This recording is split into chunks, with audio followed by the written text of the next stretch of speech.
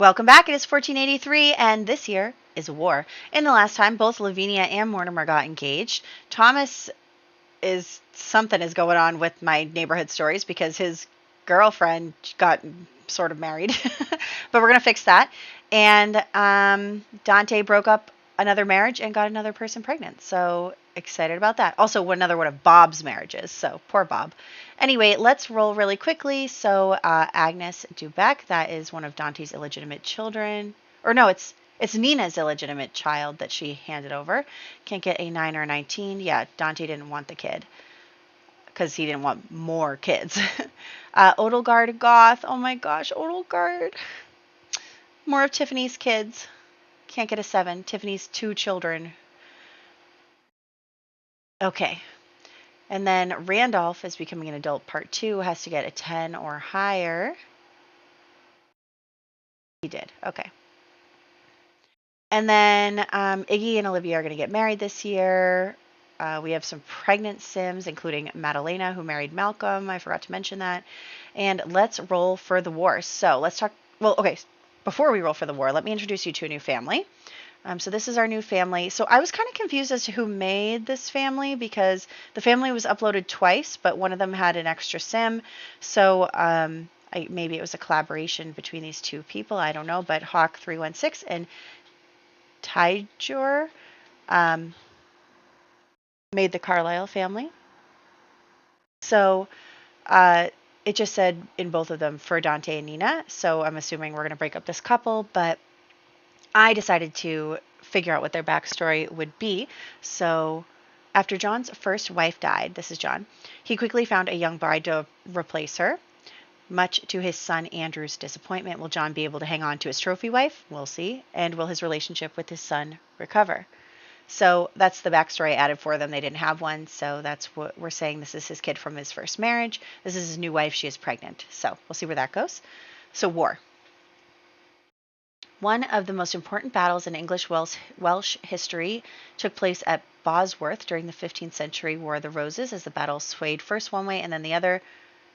Richard appears to have decided to bring the encounter to a swift end by leading the charge aimed directly at Henry. The new Tudor dynasty would rule England for the next 100 years. So we are getting very close to our new era, which is going to start in 1500. Very excited about that. But so we have a D10 for this roll. And Sims can't get a 3 or a 9. Then they go off to war. Ooh. We won't count that. Okay, so the fairy is not going. These are ladies.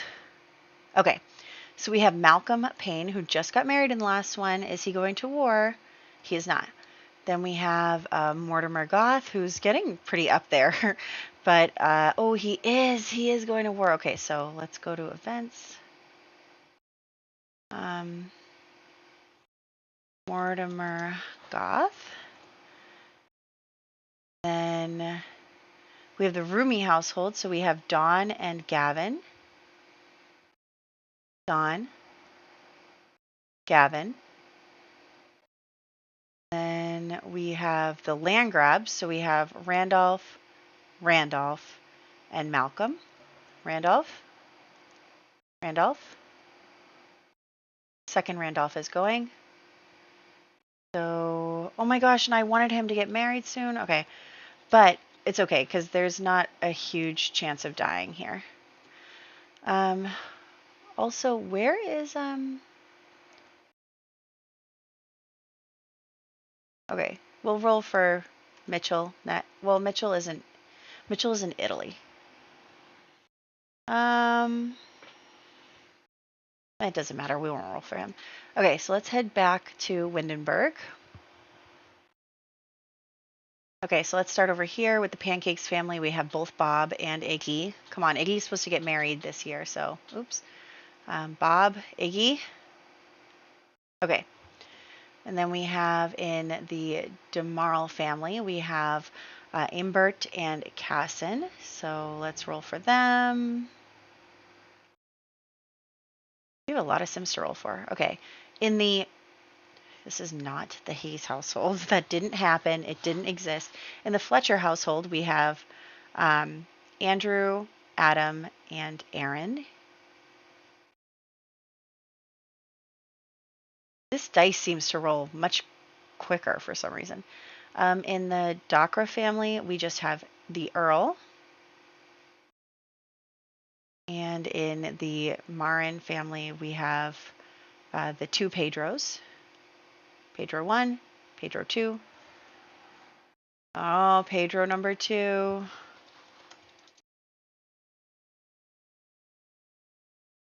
Okay, let's go this way. Okay, Eustace is going. Because he is a knight, and knights always go to war. Okay, Will. Why does this keep happening to me? I can't seem to click on the right thing. Okay, it's a no for Kenrick. And then Herbert will be going. Again, he's a knight.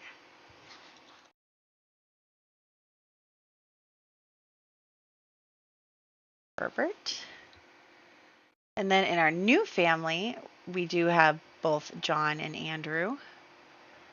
John and Andrew. Ooh, John is going. Okay, John is going to war. I actually don't mind that, though, because I feel like things could happen at war. You know, like maybe Mortimer saves a rich person's life, or, you know, something happens. Things could happen. So, Milos. Nope. Dante.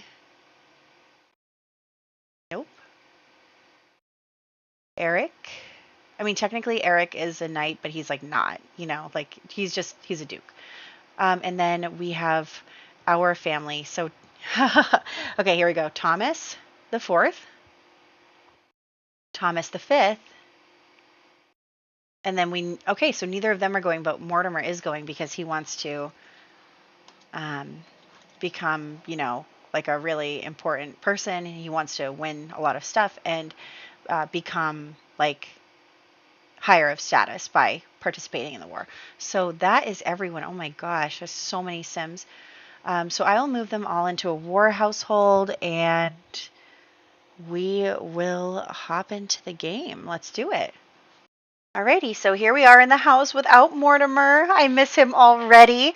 And we have Thomas and... Okay, so yeah, I want Mortimer to get to level 4 archery, so we're going to work on that. I was thinking about what we should change Lavinia's aspiration to now that she finished it, and I think maybe soulmate would be good. Obviously, we're not going to complete that with her, but, you know, I think that it kind of follows that, you know, she's trying to find...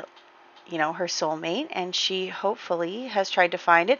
Also, I don't know what's going on with this game. None of my settings seem to be working. Like, we have all of a sudden an industrial eco footprint, and I'm like, okay, but that doesn't even make any sense because I have that turned off in the settings. So why, since I have it turned off, is that causing me problems? It just doesn't make any sense. Regardless, also, I decided by the end of this that I'm not going to roll for the townie families to have how many kids they're going to have. I'll just have them have 2 each. Because I realize now, if they're going to keep rolling to have like 9 kids, I already have too many Sims in my households. I have to keep trying to figure out what Sims to remove from that to keep it under 80. So that's been kind of a struggle. So if then we have the townie families having like 9 kids each, that's just too much. That's just too many. So we're not going to worry about that for now. And we are going to instead come out and have a little time at the archery field. So everyone is going to go hang out there. It is getting nice out now. Like, we had such bad weather for so long, but now it's nice out. So I think that that's a good opportunity for us to come out here and enjoy the good weather. Calling in the club, which is getting to 50 people. So I'm also having to remove people from the club too. Oh my gosh, we have so many Sims. And so because of that, we are going to... They're all coughing because of the industrial footprint. But yes, so I'm trying to see who's here. And honestly, like, none of the Sims that we're recording are here. So it looks like our new Sim, Andrew, is here. So he is... a teenager. He's wearing sunglasses. I didn't even notice. Lady Whistledown is reporting on Dante doing his thing, and then also the engagements. But yeah, I figured maybe Thomas would want to become friends with Andrew, and we're trying to work on that a little bit, but then he goes off and Andrew just kind of leaves the conversation. But I thought that maybe like Andrew is here and Andrew doesn't know Mortimer, and Mortimer has been, very social, kind of inheriting his father's socialite tendencies and all of that stuff, and Thomas has not been. And so I think Thomas is enjoying the opportunity to talk to someone who doesn't know Mortimer. I do think that he's a bit jealous of his brother. So there is that. And we are going to just have him chatting with Isabel. So Isabel, again, is the other woman who he is interested in. He's interested in Isabel and then interested in Amelia. Obviously, he has a much higher relationship with Amelia right now, but him and Isabel are getting along really well, really quickly as well, because they have good compatibility. And I think that he might be a little turned off by some of Amelia's actions because she is mean. So maybe he is trying to look elsewhere, except now the conversation is going poorly all of a sudden. But yeah, I think that maybe he's not completely sold on Amelia. So we are going to check out Isabel a little bit and see where that's going to go. So the two of them just chit-chatting, enjoying, and we are going to keep them talking. They did become good friends. I think that she is definitely like a lovely lady, and I think that she would be an excellent match. But we are going to head home for now, even though our house is right here, but we have to load through a loading screen, as you know. So yeah, we just went out today, had a little fun, enjoyed the time with everyone, got to know Isabel a little more without having, Amelia there. And then also got to know Andrew a little bit, even though it wasn't much, but that's okay. So now we're heading home, and no one's really working on an aspiration right now. Like Thomas's aspiration will get completed when Lavinia ages up, but other than that, we are just going to try and have like a little family dinner. I thought that that would be nice, as the family doesn't really spend a lot of time together. They spend a lot of time doing their own things. So I think it would be nice if we called them in to have a meal together and be chatting with each other, except for some reason Thomas isn't coming in here and did not get the call to meal. Why don't you come here? Both your children are done eating. Also, I'm going to do a cheat to fix the eco footprint. And yes, so they're just having like a nice little family dinner and chit-chatting, and Thomas is feeling kind of like bittersweet about the fact that both of his children are getting involved in looking for marriages, or like all three of his children obviously, but Mortimer's not there right now. So he's definitely feeling like a little bittersweet because his children are looking to get married and start their own lives, and I think that not only is it like kind of sad for him to think that Mortimer and Lavinia will leave the house, and it'll just be him and Thomas's family, and he's just kind of like doesn't really have a place anymore. But not only that, but I think that part of him is sad because he's like missing Cassandra. So I'm gonna have him go to the graveyard by himself. And he's going to go there because just all of this stuff with, their children kind of being grown up now and finding their own true loves and stuff, like it just really makes him miss Cassandra and miss like what they had together, and it makes him feel really lonely. And he also wishes that she was there to help guide their children. And so Dante shows up actually, which is really funny. So I guess Dante maybe is visiting their mom or something. I don't know, but they just both had the idea to come here. And Odelgard's ghost is here. So Thomas and her are enemies, keeping this in mind. So he sees her ghost and he's like already feeling sad and kind of angry and at the universe for taking his wife away and all that stuff. So he's just like, ready to pick a fight. So he picks a fight with Odelgard's ghost, and even though she's like his stepmom now, but yeah, he's gonna pick a fight with her. Dante, since Dante's nosy, he's like watching, like ooh. But yeah, we're gonna fight with her, But yes, what I think that probably Thomas was just talking to Cassandra's grave a little bit. Her ghost is no longer there. She was happy to move on to the netherworld. She wasn't going to like stay around to be a ghost. But yeah, I think he probably is really missing her right now and is feeling some type of way. So we're going to fight with Odelgard. Oh, man. I'm sure his father will not be happy about that, but whatever. He doesn't really care. It's not like he's really been in touch with his father since his father moved to Forgotten Hollow with Odelgard and Francesca. So he's just really not like... It's kind of sad that the family didn't really stick together. They just kind of broke apart. The twins went off, and even Thomas and Dante like aren't super close anymore. Like, yes, they are at all the same events and they still see each other sometimes, but it's not like it used to be that they were always together.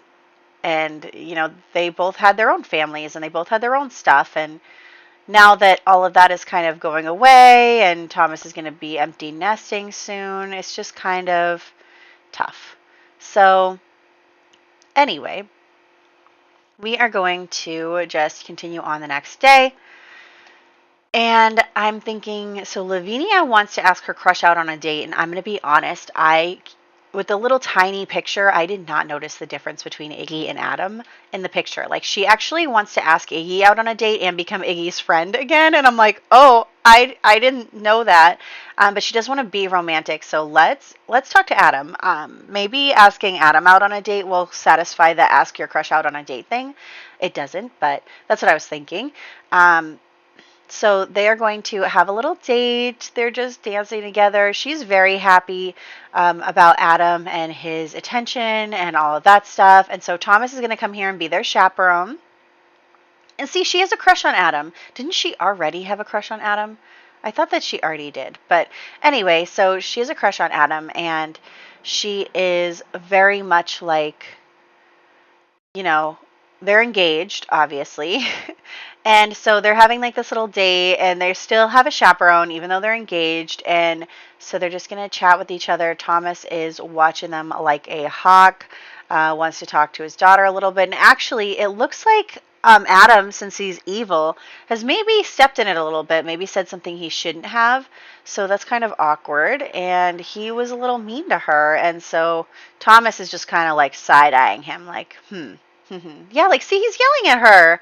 And Thomas is not happy about this because obviously he wants only the best for his daughter, and he does not like that Adam is talking to his daughter that way. So he's like, you know what, maybe you should leave.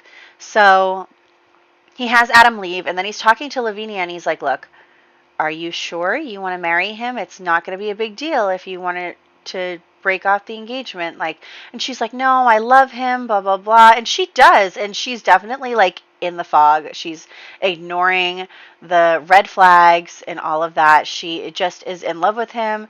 And she, you know, after everything going disastrously with Iggy, I think part of her is afraid that she's going to end up without someone. So she's like, he wants to marry me. I'm going to get married. I love him. He loves me. I'm going to ignore any potential problematic situations from the future, which, of course, we will revisit in later years. But yeah, so it's tough. And she doesn't exactly hear her father when he says that, you know, she has time and she can do what she wants. So anyway, we're going to invite over Amelia next because, as you know, in the last one, my game decided to go all neighborhood stories on me, even though I did not want that. And it tried to marry off Amelia to some old guy. And so I'm thinking that maybe her parents were preparing something like that for her because she's not engaged or anything. Everyone's getting engaged right now.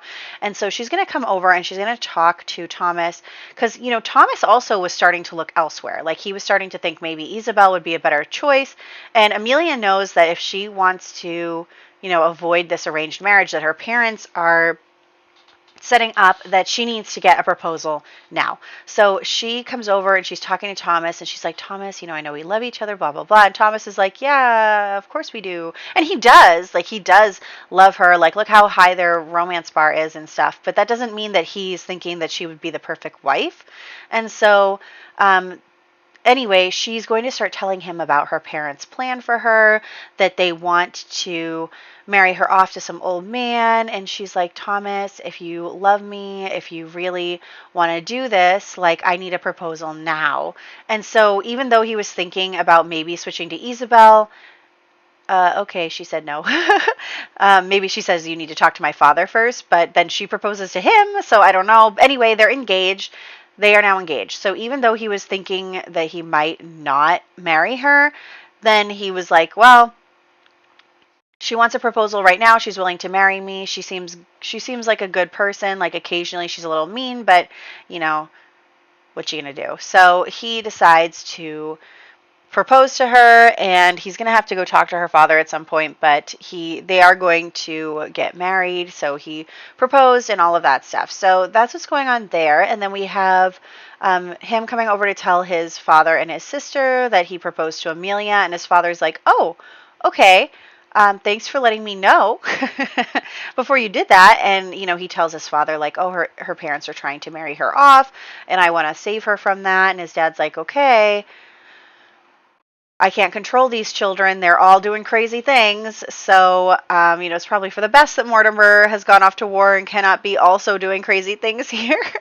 So there is that. And then they are going to just kind of talk with each other, talk over everything. Now all three children are engaged to be married, which is really exciting for them.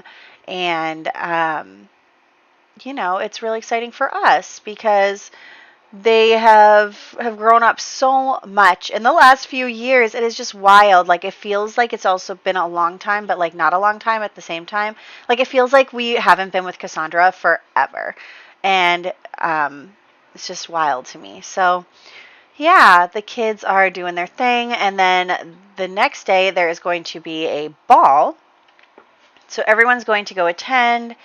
We're going to include most of the Fletcher family because I do want to have Thomas talking to his future father-in-law. So if he can talk to him about that. I also want you to keep in mind the whole thing with the Fletchers and how they are kind of being looked for by the French government. So that is also something that I'm excited to include later. So just because we're getting everyone married off right now doesn't mean that they are going to potentially be married to these people forever. So we'll see where that goes. Thomas, who is attractive to you? Also, what is this like black splotchy stuff on his outfit? Anyway, so we are going to have everyone just chatting. Let's have Thomas talk to Isabel because he needs to thank a guest for coming, and I don't want to interrupt my other Sims. So Isabel by now has heard that Thomas V has proposed to Amelia. So I think she's probably feeling hurt because she really did think that he had an interest in her, and he did have an interest in her. But yeah, I think it kind of hurts her feelings there that, you know, that's happening and that she kind of was overlooked. So definitely that hurts her feelings. Anyway, I'm going to control Dante because I do want Dante to talk to Isolde here. She is one of the new Sims, and she is pregnant with her older husband's child. So he's off at war right now, though, so she's all alone, and with no, I mean, she has her stepson, but she's all by herself. So she is going to, oh, look, and so Isabel is dancing with Andrew, who we also just introduced. And so I'm like, you know what? Totally, Isabel and Andrew can get married. So I think that would be a lot of fun. I'm just paying attention to what the Sims are doing. And Andrew is a really good looking guy, and Isabel is gorgeous. So I'm like, yes, have babies. Because we're not going to use you right now. So that would definitely be something. So I am calling that marriage for right now. I think that Isabel is going to be very happy with him. He seems like a nice kid. And yeah, so we're just going to have Dante continuing to talk to Isolde. And actually, he gets the impression that she finds him attractive, although she is loyal, which is kind of a problem. But the wonderful whim's attractiveness system overrides that. So we are going to have the two of them start flirting. You know, she's been very lonely since her husband has been away for almost a year. She's been going through this pregnancy basically by herself because her stepson kind of doesn't accept her because she's only a little bit older than he is when his father remarried. And so, yeah, I think that she's feeling kind of lonely. And so Dante swoops in, and she doesn't even know that much about Dante because she's new in town. So when he swoops in, acting all charming, maybe that's a problem. So, oh, and I forgot to tell you, I totally forgot to roll for Odelgard Goth for her marriage role. So I did roll for that, and unfortunately, she is not getting married. So that is tough for us, but she is not getting married. And then, what else? I think that's it. Yeah, one of Dante's baby mamas is gonna pop soon. But so anyway, the ball is over. Dante has made a good first impression on Isolde, and then also we had Isabel and Andrew getting close, which I think is super cute. And yeah, so then we're going to try and invite over Andrew because he didn't, Andrew Fletcher. Oh my gosh, we have more than one Sim with the same name. We're going to invite over Andrew Fletcher, who you do know, but for some reason don't remember. So anyway, so we're going to invite over him so that we can talk to him about marrying his daughter. And he seems kind of resistant at first. He is definitely, you know, maybe he had a deal with this other gentleman. His last name was Hayes. And so maybe because of that, we are going to see that he is not super excited about Thomas marrying his daughter. And I think that also, you know, Thomas is trying to convince him that he is a good fit for his daughter, you know, saying, hey, I have a lot of money. I have a lot of money. And I can take care of your daughter very, very well. You do not have to worry about that. So I think that maybe Thomas is not bribing Andrew, but basically saying, like, don't you worry about a thing because my family is moving up and I can provide for your daughter and I can provide for your family and all of that stuff. So maybe we will have him kind of giving money to the Fletcher family every once in a while just to take care of his in-laws, you know? So that's what they're talking about. I don't even know if they become friends. It was very hard to get their relationship up, but regardless, we're going to head out now. So I am just going to, so what I am going to do, because I did play this year in 2 parts, the first part is starting to come to an end. I was running out of time. So I was like, you know what? Let's go marry Olivia and Iggy right now, and then we'll head to Dante's house. So we're going to marry Iggy and Olivia next. And we'll roll for babies for them, because at the time I hadn't decided how many baby. Well, okay, so maybe I'll roll like, are you going to have babies or are you not going to have babies? And if you're not having babies, then you're not having babies. But if you are having babies, you can only have 2, because I don't want them having like 9 kids. So anyway, okay, it looks like Madalena had her baby and the baby survived. So we now have Malcolm Payne II, which is kind of confused because we have Malcolm Landgrab III right now. But yes, so they had their one baby and he survived. The Payne family is still going, and it's a boy and all that stuff. So the Payne family is still in the game. Very exciting. I mean, they are just like a cockroach. Like they're not losing anything. So I'm just going to come over here and add in their baby. Very nice. We'll get a picture of him. He is a little green baby too, which is super cute.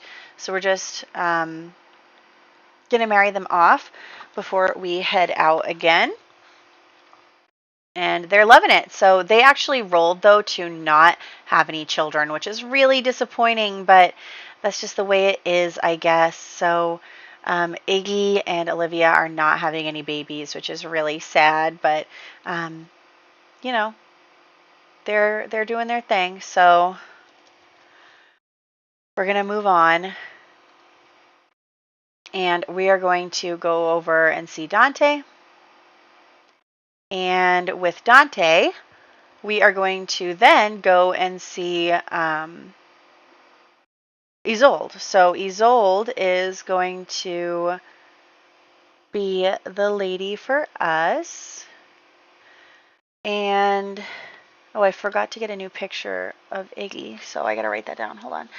Okay, so, yes, Isolde is going to be seduced by us. I didn't make her a house. I just changed one of the Windenburg lots into a residential, even though it was a bar. So there's that. But anyway, moving on.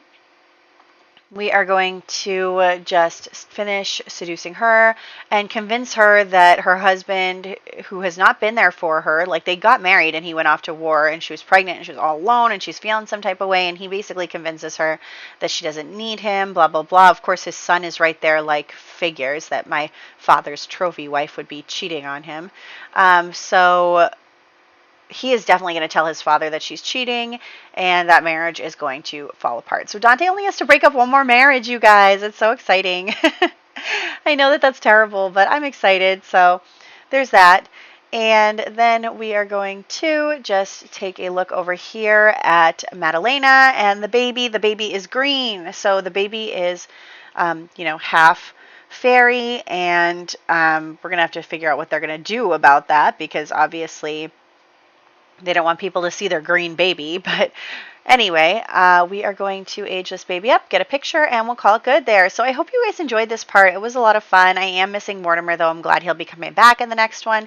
And I was thinking, like, maybe if we have a sim that's like level 5 of swordsmanship, maybe they get like a second roll for war rolls if they fail their roll. I don't know if they would, but I do think that maybe we need a way to show that they're skilled. I don't know. But I also have to change this baby's everything, because for some reason this kid does not look like either of its parents. But anyway, I think probably the genetics from the fairy side are coming through. But anyway, so that's it. So I hope you guys enjoyed this part. In the next one, we will continue on. We'll get everyone home from the war. Very exciting. And I'll catch you in the next one.